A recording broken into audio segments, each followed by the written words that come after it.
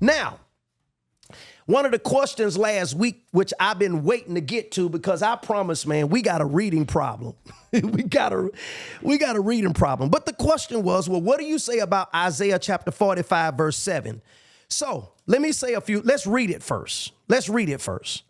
Here's what it says. I form the light and create the darkness. I make peace and create evil. I, the Lord, do all these things. Oh, now, Vincent, you said that, go back to your statement, Vincent, because see, you just lied to us. You said that there is no darkness in him. He doesn't use it because it would confuse you. But in Isaiah, the prophet said, I form the light and create darkness. I make peace and create. Wait a minute. He is creating darkness and he creates evil. I, the Lord, do all these things. Okay. Let's deal with this. Now watch this. You cannot take Isaiah 45 and 7 and make it or use it in relation to life or earth affairs.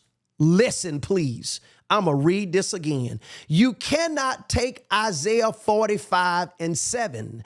I form the light and create darkness. I make peace and create evil. I, the Lord, do all these things. You cannot take Isaiah 45 and 7 and make it or use it in relation to life or earth affairs. Just stick with me and hear everything I'm saying. It is Isaiah 45 and 7. It is speaking of Creator God. It must also be read with verses 5 and 6 and not independent of itself. Now, that's so vitally important. Listen, it's not a stand-alone scripture. Somebody need to put that in the comments, man. Isaiah 45 and 7 is not a stand-alone scripture. Listen, every scripture, this is a statement I've coined. Every scripture is not a pickup scripture. What do you mean, Dr. V, when you say a pickup scripture? There are some scriptures that you cannot pick up and use them independent of the other scriptures around them, or else you will take it out of context because it cannot sit independent of itself.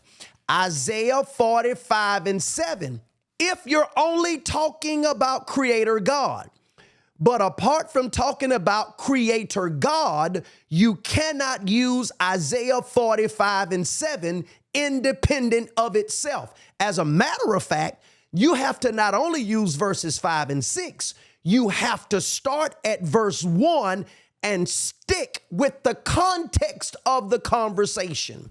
Right here, context is king for verse 7.